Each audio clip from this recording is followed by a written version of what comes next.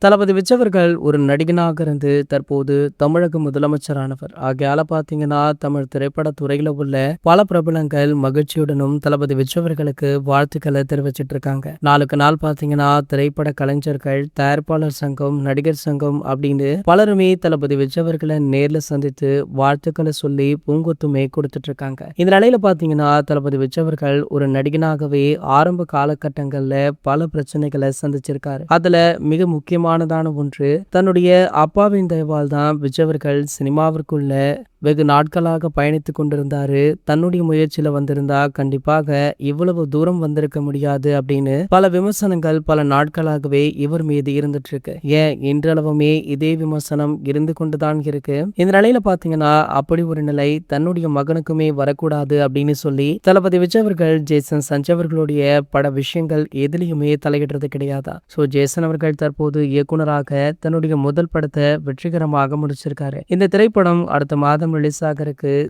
Sigma எனப்படும் இந்த படத்துடைய ஹீரோவாக சந்தீப் கிஷன் அவர்கள் நடிச்சிருக்காரு. தமன் அவர்கள் இசையமைச்சிருக்காரு. இந்த நிலையில பாத்தீங்கன்னா, ஜேசன் சஞ்சய் அவர்களுடைய முதல் பட வாய்ப்பையே ஆதிசாருடைய மேனேஜரான சுரேஷ் சந்திரா அவர்கள் தான் பெற்று தந்தாரா. அதாவது லைகாவிடம் ஜேசன் சஞ்சய் அவர்களை அறிமுகப்படுத்தினார். அடுத்து இரண்டாவது படத்திற்கு சூப்பர் ஸ்டார் அவர்கள் உதவி இருக்காராம். அதாவது ஜேசன் அவர்கள் சூப்பர் ஸ்டாரிடம் ஒரு கதை ஒன்றை சொல்லியிருக்காரு. அந்த கதை சூப்பர் ஸ்டாருக்கு ரொம்பவே படுத்து போக அவருக்கு தெரிந்த பிரபல தயாரிப்பு நிறுவனத்திடம் ஜேசன் சஞ்சய் அவர்களுக்கு வாய்ப்பு வழங்குமாறு கேட்டுக்கொண்டிருக்காரா. ஆகையால ஜேசன் சஞ்சயுடைய இரண்டாவது படமுமே ஆரம்பமாக உள்ளது அப்படின்ற தகவல் வைரலுமே ஆகிட்டு இருக்கு. இது போன்ற செய்திகளை பத்தி நீங்க உடனே தெரிஞ்சுக்க நம்மளுடைய சேனலை மறக்காம சப்ஸ்கிரைப் பண்ணிக்கோங்க.